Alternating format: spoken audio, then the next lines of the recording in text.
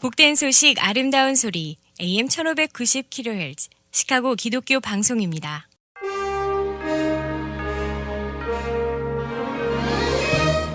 여러분 안녕하십니까? 2월 3일 수요일 KCBS 헤드라인 뉴스입니다. 기독교계 소식입니다. 코비드-19으로 교회 참석 인원을 제한했던 라이프 노뎀 주지사에 대한 소송이 기각됐습니다. 버지니아주 싱커티그 섬의 라이트하우스 펠로십 교회가 주지사를 상대로 낸 소송을 한 지방법원 판사가 기각했습니다. 교회는 2020년 노뎀 주지사가 예배를 포함해 대면 모임 숫자를 제한하는 행정명령을 어겨 출두 명령을 받자 소송을 냈습니다. 미국 청년 10명 중 7명 이상이 낙태에 제한을 두는 것을 선호한다는 여론조사 결과가 발표됐습니다. 프로라이프 옹호단체인 Student for Life of America의 새로운 여론조사에 따르면 미국의 밀레니얼 세대와 Z세대 대다수가 낙태 제한을 지지하는 것으로 나타났습니다. 지난 1월 7일부터 11일까지 전국적으로 18세에서 34세 사이의 유권자 800명을 대상으로 진행된 여론조사에서 약 30%는 자신이 공화당원이라고 했고 36%는 민주당원, 34%는 독립이라고 했습니다. 여론조사 결과 10명 중 7명 이상이 낙태 제한에 대한 지지를 표명한 것으로 나타났다고 크리스천 포스트가 보도했습니다. 27명의 스코틀랜드 교회 지도자들이 공중예배를 범죄시한 정부를 고소했습니다. 최소 27명의 스코틀랜드 교회 지도자들이 팬데믹 봉쇄 조치로 교회를 폐쇄한 명령을 법원이 재검토해달라고 스코틀랜드 정부를 고소했습니다. 교회 지도자들은 고소장에서 팬데믹 폐쇄로 내려진 제한 명령은 공중예배를 범죄시하고 유럽인권협약 제9조와 11조, 스코틀랜드 헌법을 위반했다고 말했습니다. 국내 로컬 소식입니다. 에스트라제네카 백신의 유증상 환자 예방 효능이 1, 2차 접종 간격이 12주 이상일 때 82.4%로 가장 높고 6주 미만일 때 54.9%로 가장 낮은 것으로 나타났습니다. 또 1차 접종은 주사 후 22일에서 90일 동안 평균 76%의 예방 효능을 보였습니다. 의학저널 랜시스는 에스트라제네카와 이 백신을 개발한 영국 옥스퍼드 대학 연구팀의 새 임상시험 결과에 대한 동료 검토 등을 위해 이 논문을 공식 발표하기 전 공개 인터넷 사이트에 올렸습니다. 한편 에스트라제네카 코로나 백신의 고령층 대상 임상자료가 부족하다는 논란이 일고 있는 가운데 검증자문단은 임상자료 부족이 접종 폐지의 사유가 될 수 없다며 고령자에 대한 투여를 권고했습니다. 조 바이든 대통령은 어제 트럼프 전 대통령의 반이민 정책으로 이산 가족이 된 난민 가족의 재결합을 추진하는 행정명령에 서명했습니다. 또한 악명과 영주권 취득을 어렵게 만든 트럼프 행정부의 이민 정책을 전면적으로 재검토하도록 했습니다.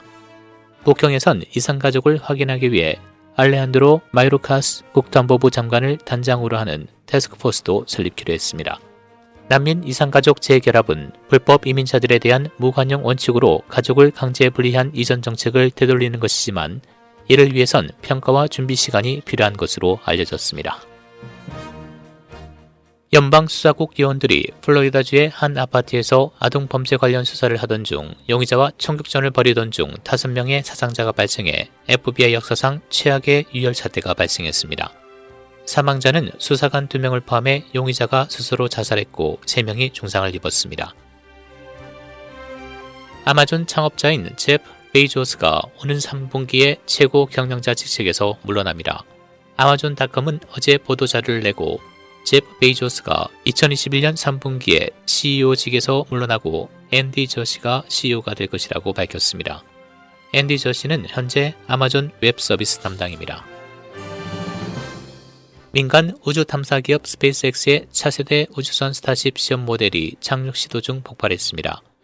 우주 전문 매체 스페이스닷컴 등에 따르면 어제 오후 3시 25분 스페이스X 스타쉽 최신 프로토타입인 SN9이 남부 텍사스에 있는 발사 기지에서 발사됐으나 이륙 6분 30초 만에 커다란 불덩이에 휩싸이며 땅과 폭발적으로 충돌했습니다. 전작인 SN8 프로토타입도 지난달 9일 같은 광경을 연출한 바 있습니다. 일리노이주 보건당국은 어제 신종 코로나 바이러스 신규 확진자 2,304명과 47명의 추가 사망자를 보고했습니다.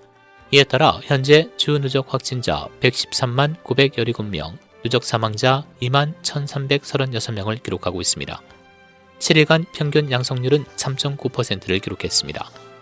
보건당국은 또 듀페이지와 케인 카운티를 포함하는 지역 8과 레이크 맥케니 카운티를 포함하는 지역 9이 오늘 일리노이 보건계획의 4단계로 이동할 예정이라고 밝혔습니다.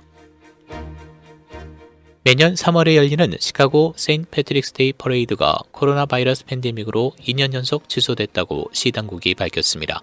시장실은 진행 중인 공중보건 지침에 부합하는 안전한 방식으로 세인트 패트릭스 데이를 기념하기 위해 주최 측과 지역사회가 협력하고 있다고 말했습니다. 이벤트 주최 측은 어제 2021 사우스사이드 아이리스 세인트 패트릭스 데이 퍼레이드는 전통적인 행사로 진행하지 않을 것이라고 발표했습니다. 국제 소식입니다.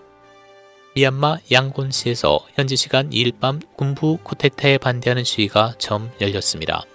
언론 보도에 따르면 양곤 시민들은 자동차 경적을 울리고 냄비와 프라이팬을 두들기며 항의 의사를 표시했습니다.